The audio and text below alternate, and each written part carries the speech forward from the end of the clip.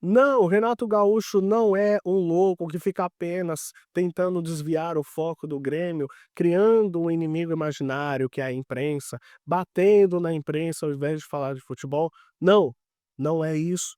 Muita coisa do que Renato Gaúcho vem falando nas entrevistas contra os jornalistas tem muita verdade no que ele está dizendo. Tem muita verdade sim. E aqui nesse vídeo a gente vai falar o porquê que o Renato tem muita razão do que ele está falando, o Renato que está atacando a imprensa dessa forma, e como precisamos sim pensar numa nova forma de comunicação. É preciso pensar nesse fato. Mas antes, se você não é inscrito no canal, se inscreva, deixe seu like e ajude o nosso trabalho a crescer cada vez mais. Primeira coisa que a gente precisa entender é que tem um Renato que gosta de se comunicar, e ele sempre foi um bom comunicador, tá? Um Renato que gosta de falar com o torcedor e com a imprensa de fato, e o Renato treinador. O Renato treinador, principalmente nessa temporada, ele está impossibilitado de explicar. Até porque é nítido, quando você assiste as entrevistas do Renato, chega um ponto que é impossível você retirar dele o porquê que o Grêmio está atuando de uma forma tão ruim. O trabalho dele nessa temporada é ruim, e talvez isso nunca tenha acontecido, porque se tratando de Renato, você sabe que ele sempre, quando treinou o Grêmio, ele conseguiu classificar o Grêmio para a Libertadores, esse ano não conseguiu. E as explicações dele são insuficientes para poder falar para o torcedor o que é que isso está acontecendo. Por quê? Eu ouvi isso de um jornalista da Rádio Gaúcha que falou: "O pior problema do Renato é chamado de Roger Machado". O Roger Machado que fez um trabalho absurdo no Internacional, levando o Internacional para o G4, enquanto o Renato não conseguiu fazer isso no Grêmio, sendo que ambos tiveram o mesmo problema, que foi a enchente no Rio Grande do Sul. Então fica meio que complicado, uma areia movediça tentar ficar falando sobre isso o tempo todo, isso cansa o torcedor. Aí, de repente, ele mira o canhão para a imprensa. Porém, quando você fala de imprensa, esse debate todo que está sendo gerado gira em torno de uma palavra, que é a comunicação. A comunicação, tanto quanto a pessoa que entende, quanto a pessoa que fala, para poder se encontrar ali em determinado momento, da qual o ouvinte vai entender e vai tirar as conclusões. Só que o que a gente está vendo aqui é uma guerra para poder defender qual lado que está correto. E aqui a gente vai pegar vários pontos que mostram que o Renato ele está alertando uma coisa que já vem acontecendo há bastante tempo, mas que muitas pessoas preferem tapar os ouvidos e não entender o que está acontecendo. Porque o papel do jornalista, e aqui tá falando uma pessoa que não é jornalista, mas uma pessoa que, por mais que não é jornalista, está abrindo uma câmera para poder falar com você. E precisa ter responsabilidade naquilo que está falando. E quando você está falando de comunicação, a comunicação ela está presente na vida do ser humano, na sociedade, desde que o mundo é mundo. Os primeiros relatos de comunicação em massa foram feitos desde 59 a.C., quando noticiavam o que estava acontecendo no Império Romano para as pessoas poderem saber conflitos militares, conquistas, ordens do imperador e etc. E aí você teve depois nos anos 1400 com Gutenberg a escrita. A forma do jornal escrito não em massa, mas a forma do jornal escrito como a gente conhece.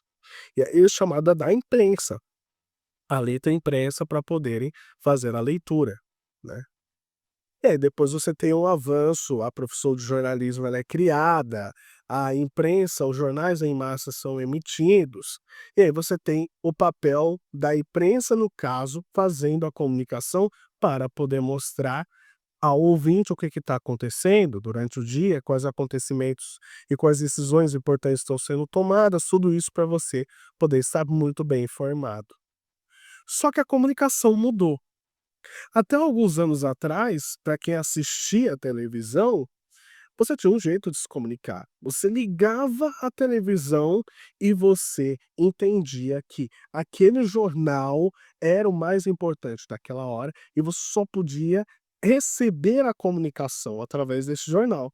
Ou seja, você recebia a comunicação de uma forma passiva e de uma forma direta e unilateral através da televisão.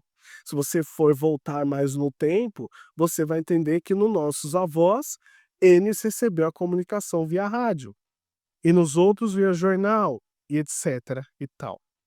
A comunicação mudou a partir do momento que as redes sociais entraram na nossa vida. E aí você tem as redes sociais fazendo um papel importantíssimo, que é você participando da informação de forma ativa. É você interagindo, é você deixando o seu like, você deixando o seu comentário e você compartilhar e inclusive você criar páginas para você mesmo se comunicar. E isso trazendo para a questão da entrevista do Renato, é que hoje em dia vários jornalistas atuam como torcedores, assim como tem vários torcedores que têm o poder de ter um microfone na mão para poder perguntar e criar seus canais de comunicação para poder fazer certas perguntas. Só que, você sendo um jornalista torcedor ou você sendo um torcedor com papel de jornalista, entenda quando eu falo torcedor com papel de jornalista, não quer dizer um torcedor que fez a faculdade de jornalismo, mas sim que ele liga a câmera, ele tem um microfone, ele começa a fazer seu jornalismo, que é informação. Esse torcedor que faz isso, ele é movido por uma coisa, paixão. E quando ele é movido pela paixão, ele não vai ter escrúpulos para poder fazer uma pergunta. Ele vai fazer a pergunta que está no coração dele. Ou seja, essa pergunta que está no coração dele, ele vai falar: olha só, esse time é um time de merda. Esse treinador é um ex-treinador em atividade. Esse jogador é um ex-jogador em atividade. Esse jogador é um abobado. Esse jogador é isso, esse jogador é aquilo. Quando você vê o Renato falando diversas vezes na entrevista, e que aí ele diz que foi mal interpretado, etc., quando ele fala que vocês jornalistas têm mãe, vocês jornalistas têm filho, têm familiares, e o torcedor sabe onde é que vocês moram, no caso, onde é que a sua família estuda ou trabalha, é esse jeito dele chamar a atenção que, olha, a gente não pode retrucar, mas vocês podem acusar a gente, vocês podem falar que a gente é ex-jogador em atividade, trata de forma desrespeitosa, inventam manchetes para poder criar crise, etc., tudo também afeta a pessoa, tudo também afeta o profissional, que também tem família, que se tratando de um país como o Brasil, você vai ter diversos torcedores perseguindo esses jogadores, esses treinadores, caso o time deles não vençam. Aqui no Brasil a pressão é absurda, não é igual certos países na Europa que eles te dão 1, 2, 3 anos para você poder atuar. Se você não tiver um bom trabalho, você pode até ser, estendido o seu contrato. Aqui não. Aqui se você perdeu 2 jogos, você vai sofrer uma pressão absurda. Então muitas vezes é isso que ele está falando. Ele está falando que do lado de lá, também tem profissional. Tem um profissional que sofre com manchetes mentirosas, que sofre com, eh, críticas pessoais.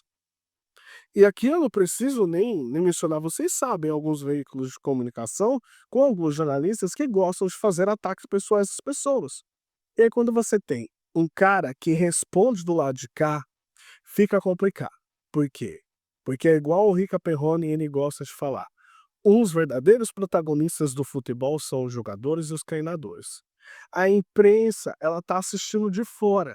Ela faz parte do espetáculo não ativamente, porque você precisa cobrir quem está lá dentro e quem faz o show acontecer. Quem está em campo são os jogadores, são os treinadores, não são os jornalistas.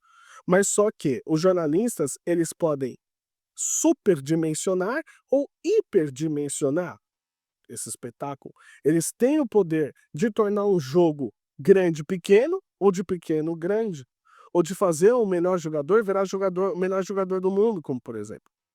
Só que esse poder que se dá sobre uma opinião, ao jornalista, faz com que o jornalista, principalmente nas repercussões do mundo de hoje, nas repercussões do veículos de comunicação de hoje, faz com que essas pessoas acreditem que são seres meio que intocáveis.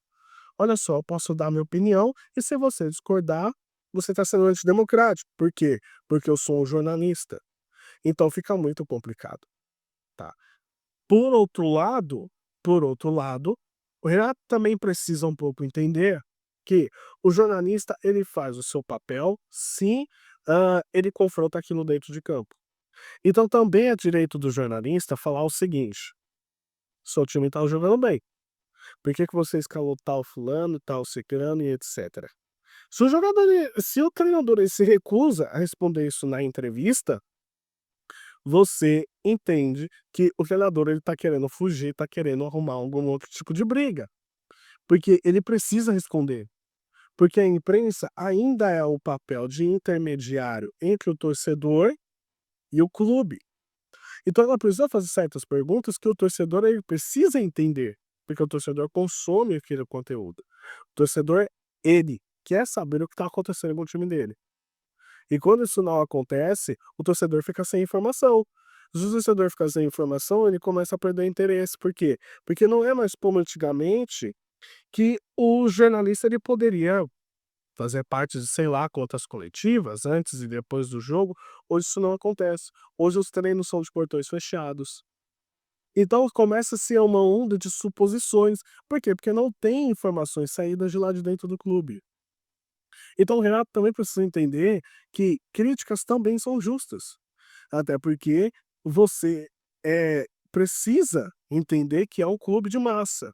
O Grêmio é um clube de massa.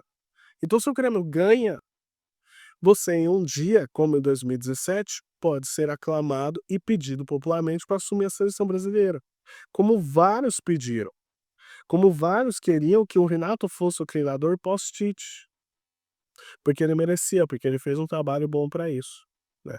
Renato ele estava em alta, assim como o Renato talvez nunca tenha sofrido uma pressão que sofre como agora.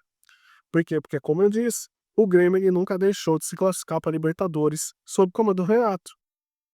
Então a gente começa a pensar, cara, chegou o ponto também que o Renato ele não consegue explicar porque que o time tá mal, e ele tá sempre, mirando o seu canhão na imprensa. Que já disse no vídeo, não passa o pano para a imprensa tá muito errada no que ela tá fazendo. Mas também precisamos entender que o Renato também tem a sua parcela de culpa. Aqui eu quero saber o que que você acha. Você acha que o Renato tem razão? Quem tem razão é a imprensa? Deixa nos comentários do vídeo. Não esqueça de se inscrever no canal e tamo junto e até a próxima. Valeu.